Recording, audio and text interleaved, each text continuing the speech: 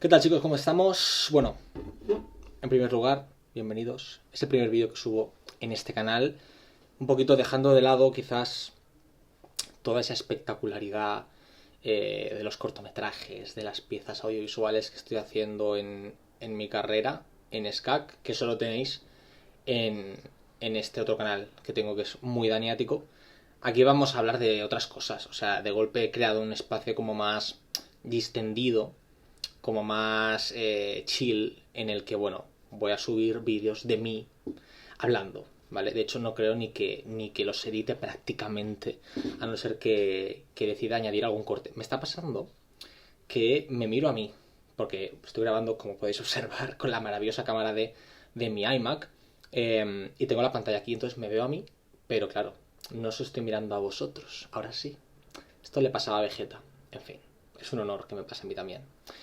Total, que eso, que inauguro este canal, ¿vale? Para poder hablar de cosas. Entre esas cosas, pues lo que quizás más me interesa es poder hablar sobre los libros que voy leyendo, incluso sobre películas, es decir, sobre todo aquello que suscite en mí, pues, algún tipo de interés y que forme parte de alguna manera del mundo de la lectura, incluso de la cultura en general, ¿vale?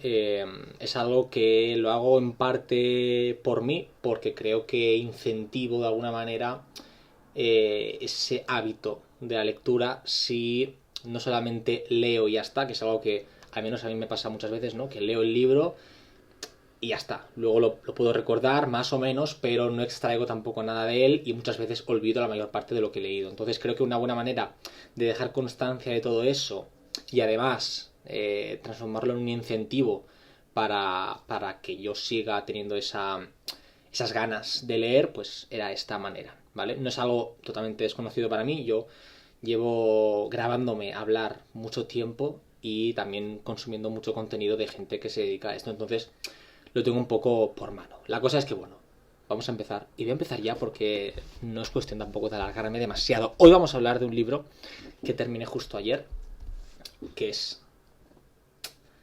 Papi Sanderson, el héroe de las eras, que no veis el título. Sí, es el último de la trilogía y voy a empezar con él en vez de con el primero, en fin, no pasa nada. He decidido empezar el canal ahora y este es el libro que ha tocado, ¿vale? El héroe de las eras. Para quienes no ubiquéis a este autor o este título, a pesar de que si habéis entrado seguramente os suene de algo, o incluso hayáis leído las dos primeras partes, hayáis leído toda la trilogía, hayáis leído todo el Cosmere. Yo voy por aquí de momento, ¿vale, chicos? Y nada, simplemente deciros que, pues para quienes no lo sepáis, Sanderson es un autor al que todos le rezamos. ¿Por qué? Porque ha logrado crear un universo literario compartido entre distintas sagas, ¿vale? Y eso, pues a los amantes de la fantasía, pues nos entusiasma porque además es una revolución en todas sus formas, ¿vale? De golpe, esa fantasía medieval que dio a luz Tolkien y que se ha ido prolongando a lo largo de los años, se rompe de alguna manera aquí y Sanderson, pues, ha logrado crear otro tipo de fantasía mucho más moderna, que es brutal, ¿vale? Entonces, el libro que yo me he leído es la última parte de esta trilogía, de esta primera era de Mistborn, ¿vale? Nacidos de la Bruma. Y pues eso, digamos que esa es la trilogía a la que todo el mundo accede al inicio, a la hora de adentrarse en este mundo, a pesar de que yo empecé con el Antris, ¿vale? Y me encanta. Me encanta este señor, me encanta todo lo que hace y me apasiona esta expectativa de saber que aún me queda mucho, ¿vale? Me queda el aliento de los dioses, me queda el archivo de las tormentas y me quedan todas las novelas también que está sacando ahora. Entonces, pues, me hallo en ese camino de adentramiento en el Cosmere, ¿vale? Entonces, el héroe de las eras, como decía, es esta parte final, es esta conclusión de esta trilogía que empieza con el Imperio Final, que continúa con el Pozo de la Ascensión y que culmina en el héroe de las eras. Voy a empezar a hablar con todo tipo de spoilers, ¿vale? A los que no la hayáis leído, pues id a tope, que es brutal, la tenéis que leer, ¿vale? De alguna manera es casi obligatorio que la leáis si habéis continuado la saga. Una cosa buena que tiene el Imperio Final y en general la saga de Mistborn es que si te lees el primero y te gusta, pero quizás tampoco te ha explotado la cabeza, pues tienes la posibilidad de dejarlo ahí y ya está, porque es autoconclusivo, ¿vale? Pero bueno, es extraño que os pase eso, o sea, lo normal es que queráis seguir. El héroe de las eras. El héroe de las eras. En términos generales, me ha gustado mucho. Es un libro que funciona muy bien. Una cosa que tiene, y que le funciona a Sanderson muy bien a la hora de armar este argumento, es que instala un contrarreloj, ¿vale? De alguna manera, Sanderson, que planifica mucho sus novelas, yo mismo he visto estas clases que tiene magistrales de talleres de escritura creativa en YouTube y he tomado apuntes de lo que él ha dicho, ¿vale? Pues sé que él lo tiene todo muy pautado en su mente, ¿vale? Y hablaremos de esto un poco más tarde porque es verdad que eso se nota mucho también en su estilo de escritura, ¿vale? Él sabe qué acontecimientos van a suceder, él sabe a qué punto quiere llegar y eso no solo lo planifica de libro a libro, sino que lo ha planificado en la saga entera, ¿no? Tanto el Imperio Final como el Pozo de la Ascensión no dejan de ser una especie de antesala o de preparativo de lo que va a ser este último, ¿vale? Y este último, ¿qué es? Es el gran cataclismo, es el fin del mundo, es el Ragnarok, ¿vale? De este planeta al que vamos a llamar Scadrial, ¿vale?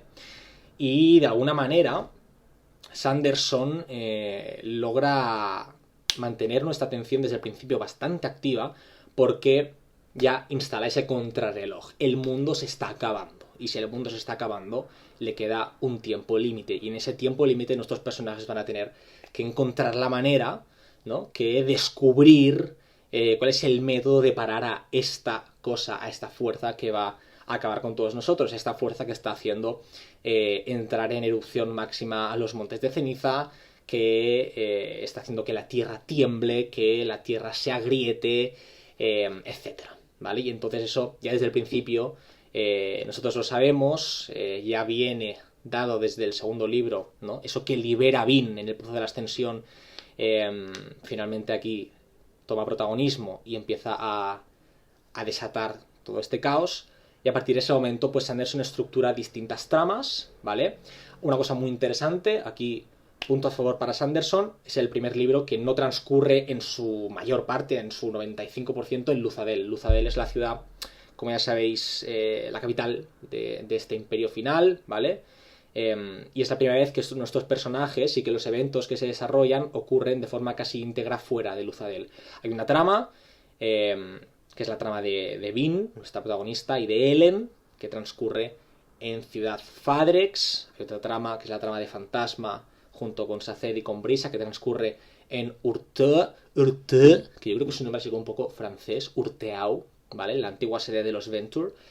Y luego también tenemos otras tramas secundarias, tenemos a Tensun en la Tierra Natal, esta trama es muy importante a nivel, digamos, cosmogónico, a nivel de world building, vamos a decir. Y luego tenemos otra trama, que es la trama de Marsh, ¿vale? Marsh como inquisidor, siendo súbdito de esa fuerza a la que llamamos ruina, y que, pues bueno, va a intentar reservarse un mínimo de conciencia para poder salvar o hacer algo al final de la historia, ¿vale? Entonces, bueno, bastante interesante, bastante dinámico que Sanderson optase por hacer esta variación. Básicamente Vin y Ellen están buscando las últimas cavernas de almacenaje con tal de descubrir los secretos y la posible solución a este problema que dejó en su día el Lord Legislador antes del colapso, ¿vale? Y pues si os parece vamos a adentrarnos en el aspecto del world building, el aspecto de la cosmogonía de este mundo, que es quizás uno de los temas, uno de los pilares fundamentales de este libro, ¿vale? Este es el libro que por fin nos empieza a dar muchas respuestas de cosas que en los dos primeros se habían planteado pero que no habían acabado de explorarse o de conocerse, ¿no? Como por ejemplo, qué son en realidad los Kolos, los Inquisidores, los Kandra,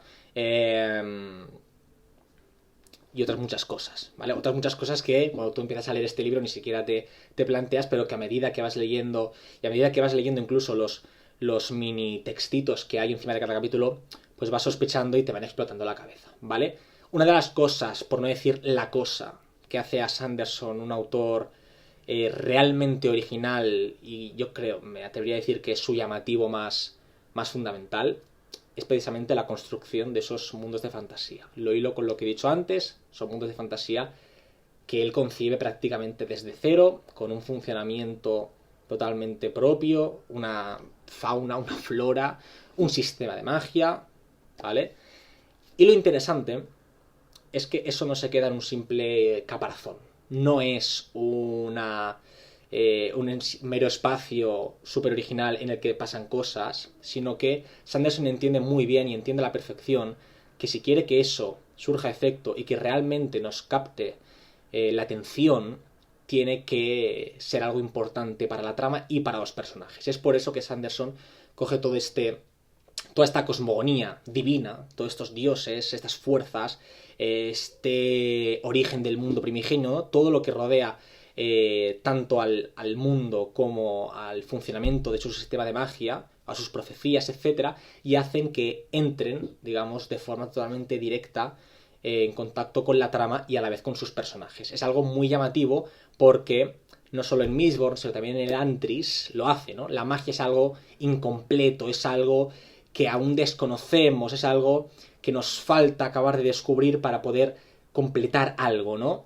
Y aquí también lo hace. De golpe no sabemos del todo qué son las brumas, no sabemos por qué Vin puede acceder a algunas de ellas, no sabemos quién es en realidad el héroe de las eras, aunque podamos sospecharlo, etc. No sabemos Ruina qué capacidad tiene, ¿no?, a la hora de intervenir en aquellos seres a los que logra influir, etc. Entonces, la magia y el funcionamiento del mundo es algo que los propios personajes han de descubrir, han de, digamos, desentrañar a la par que nosotros, que somos quienes lo estamos leyendo el libro. Y eso hace que el progresivo descubrimiento de estos hechos, ¿vale?, de estos secretos, que además hace que la trama avance, pues se nos haga pues totalmente interesante, ¿vale? De hecho, en mi opinión, digamos que la trama que quizás más ganas pillaba yo a la hora de leer, ¿no?, esa que pasabas la página y decías, vale, viene el capítulo de Vin, pues quizás era esa un poco la que más emoción o interés causaba en mí, porque yo sabía que era esa la que me iba quizás a acercar más a esas preguntas que quería resolver, ¿vale? Y eso es lo que quería mencionar en primer lugar, ¿vale? Muy bien en ese caso por Sanderson. ¿Qué sucede? Si hablamos de la trama, de los personajes, pues tenemos unos personajes que son maravillosos porque de golpe son personajes que viven conflictos, que ya no están meramente relacionados con el gran problema del mundo, con el gran final del mundo, sino que además son conflictos que cualquiera de nosotros podríamos tener. Problemas de identidad, como es el caso de Vin o de Ellen, ¿vale? Ese conflicto que tienen ellos entre quiénes son, quiénes deberían ser, etcétera, y que al final se acaba resolviendo con una cosa que me parece que es muy sana, que es muy terapéutica, que es, bueno, no soy ni esto, sino que soy la mezcla de ambas cosas, ¿vale? Saced, por ejemplo, está pasando por una crisis religiosa del copón tras la muerte de Tynwil, sino ante la inminente fin del mundo. Experimenta una crisis religiosa y lo único a lo que se aferra es a intentar estudiar todas las religiones que tienen su cartapacio, tratando de hallar la verdad en todas ellas, tratando de buscar respuestas lógicas y consistentes que puedan, digamos, sanarlo, ¿no? Y entonces está todo el libro tratando de hallar esas respuestas. Aquí voy a hacer una breve incisión porque sí es verdad que quizás es una de las tramas, la de Saced, que más pesadas se me ha podido llegar a hacer. No por un tema de que no me parece interesante lo que propone Sanderson, me parece súper interesante. De hecho, es una trama que él mismo ha reconocido que es quizás la más complicada que ha escrito en su carrera literaria, pero concretamente en esta saga, ¿vale? ¿Y por qué digo que se me ha hecho quizás un poco pesada? Porque hasta el final Saced prácticamente no cambia. Es verdad que Saced se ve envuelto en una situación externa que lo obliga a accionar, que es ese viaje a Urteau, es esa construcción del mecanismo que va a permitir que las aguas fluyan otra vez hacia arriba. Pero lo que es la trama, ¿no?, esos momentos en los que Saced se retiraba a estudiar sus religiones, no han dejado de ser siempre lo mismo. De hecho, han sido un crescendo de lo mismo, ¿no? Me voy quedando sin religiones, voy hallando inconsistencias en todas ellas y al final descubro que ninguna puede salvarme, ¿no? Es verdad que al final todo esto cambia y de golpe Saced halla en su antigua religión, la religión de los terrisanos, ese héroe de las eras, esa conversación que mantiene con los primeros, con la primera generación de Kandra, ¿no? Incluso hasta el final de todo del libro, Saced, ante los cuerpos pues ya fallecidos, los cadáveres de Vin, de Ellen, de Ruina, implora al mundo, ¿no? ¿Qué hago? ¿Qué quieres que haga? ¿Qué ha pasado aquí, no? Y fíjate qué curioso que es que el propio Saced es quien se acaba convirtiendo en Dios. Es muy fuerte. Y eso sí que está muy bien, eso sí que está muy bien, ¿no? Pero claro, me llega esto al final. Al final sí que flipo en colores, pero quizás me hubiese gustado ver un poquito más de movimiento en ese estado interno de Saced, porque al final ya sé que me voy a encontrar cada vez que leía esas partes, ¿no? Con lo cual, ese final es brutal. Ese final es brutal. Hablamos del final.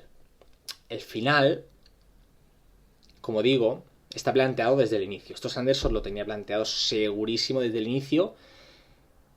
Lo que puede ocurrir, quizás para aquella gente que no está tan habituada a leer género fantástico o que no está tan adentrada en el Cosmere, yo a pesar de que solamente he leído estas novelas que os digo, sí que tengo algo más de idea o me puedo oler que todo esto forma parte de algo mucho más grande. Yo no voy a valorar este libro en relación al resto del Cosmere, no he leído el archivo, no sé si hay cosas que se me pierden, que no se me pierden, que aún no sé, me da igual, yo he leído este libro y lo valoro por sí mismo.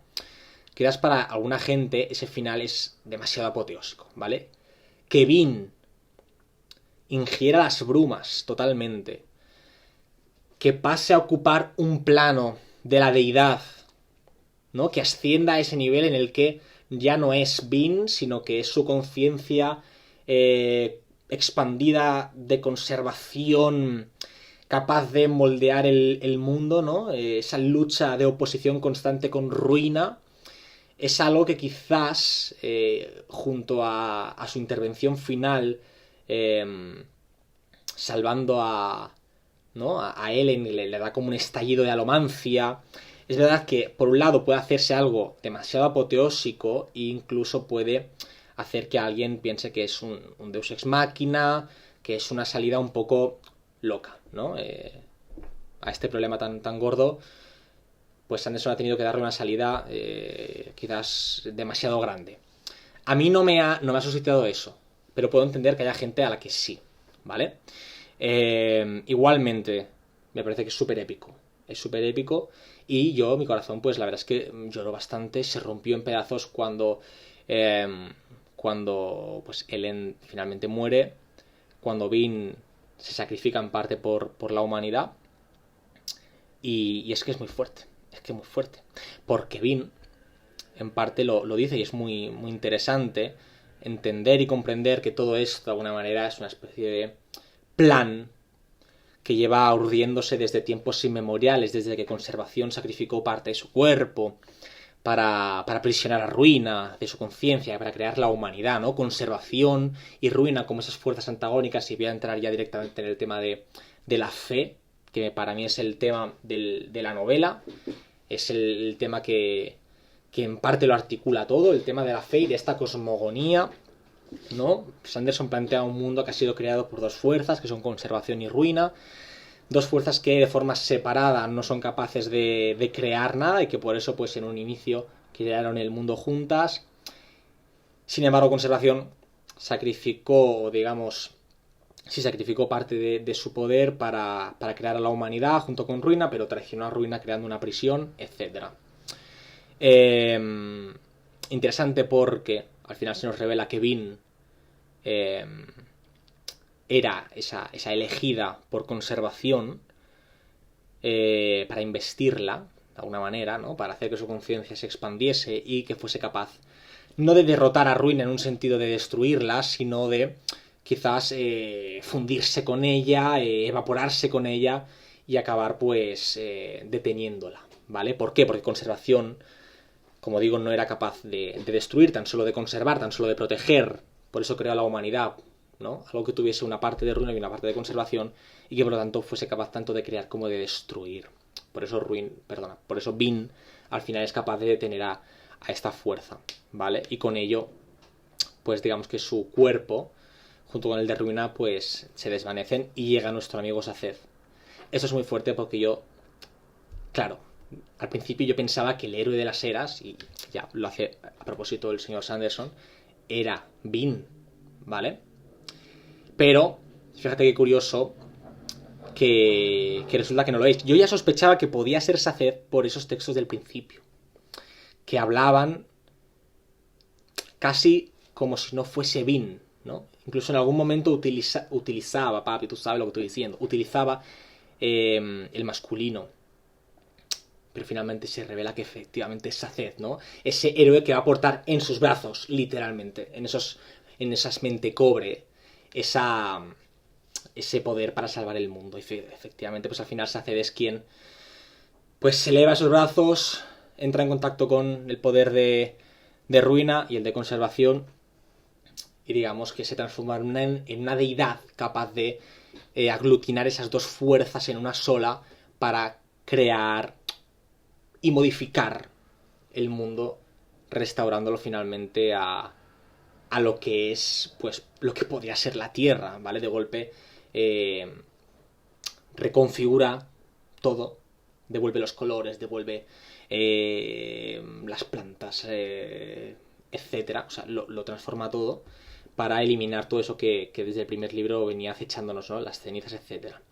Fíjate qué curioso que esa crisis que vive Saced respecto a las religiones y ese estudio que él cree que es totalmente innecesario en el sentido de que todas las religiones son inútiles, es finalmente lo que le acaba permitiendo poder restaurar el mundo. Fíjate que ni Vin ni Rashek en su momento fueron capaces, no solo porque fuesen solamente conservación y no pudiesen cambiar lo que habían hecho, sino porque no tenían tampoco el conocimiento necesario como para saber qué tenían que hacer. Saced es precisamente esa persona, es el último guardador de Terris, que contiene todo el conocimiento que guardador tras guardador se han ido pasando hasta este momento, y es él, en algo que me parece súper significante y súper bien pensado, ¿no? Incluso ya a nivel de la propia tesis, el propio discurso de Sanderson, ¿no?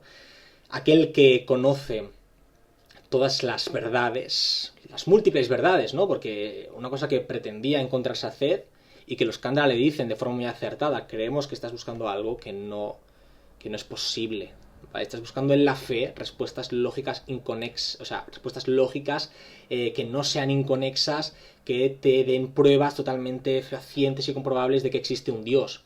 La religión consiste precisamente en creer, en tener fe en algo que, a pesar de que no sepamos a ciencia cierta si existe o no, nos está vigilando de alguna manera. Y todas esas religiones que Saced había estado investigando contenían parte de esa verdad, ¿vale? Quizás no eran la verdad, pero sí que contenían esa verdad. Esto lo dicen textualmente en el libro. Y son esas verdades, ¿no? Las cartas estelares, la geografía, las flores, los colores, etcétera, de cada una de las religiones que él ha ido estudiando, lo que le permiten configurar ese mundo. Porque las religiones no dejan de ser, esto es precioso, es bellísimo, no deja de ser, las religiones, reflejos, ¿no? Contenedores de todas esas vivencias, aspiraciones, esperanzas, etcétera, que albergan las distintas sociedades del mundo, ¿vale?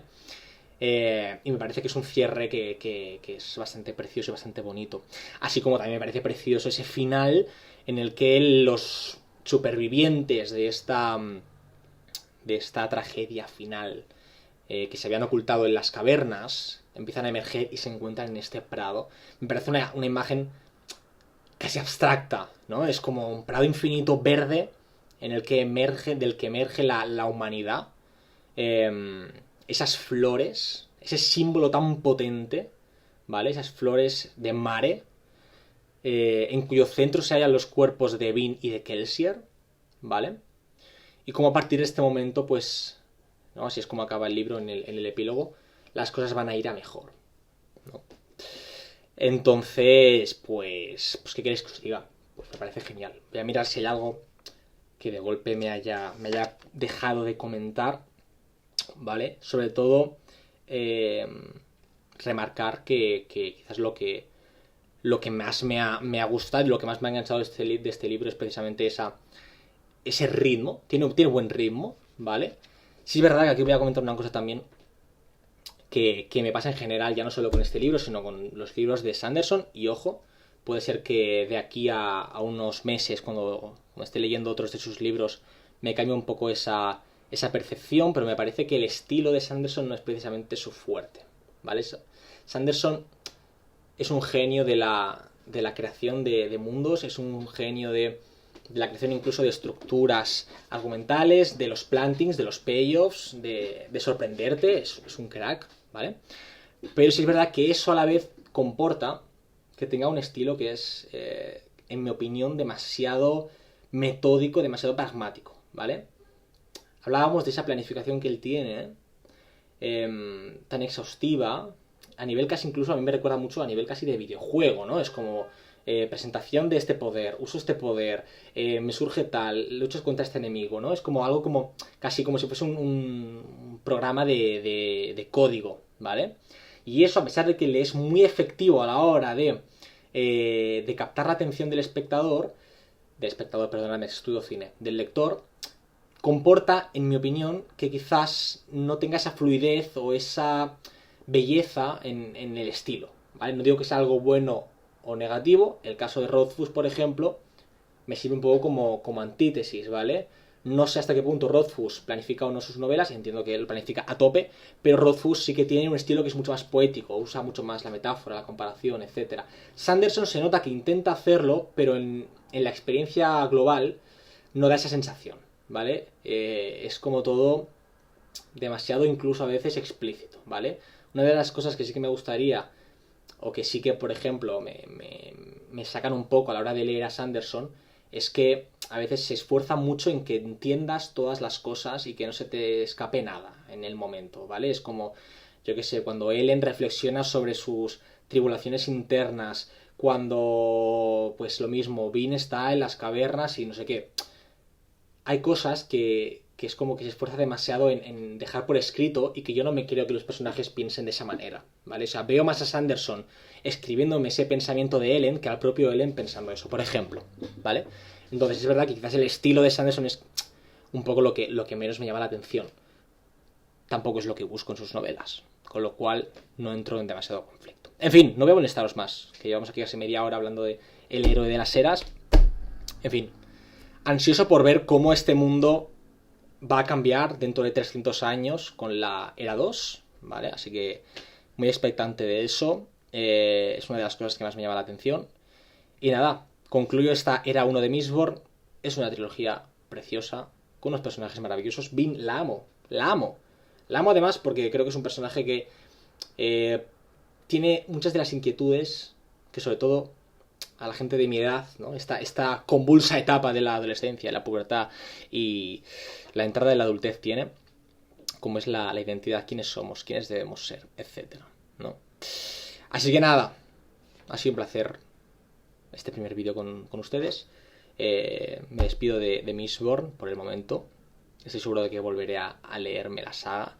Y nada, nos vemos en un próximo vídeo hablando de cualquier otra cosa que haya hecho, ¿vale? Un besito.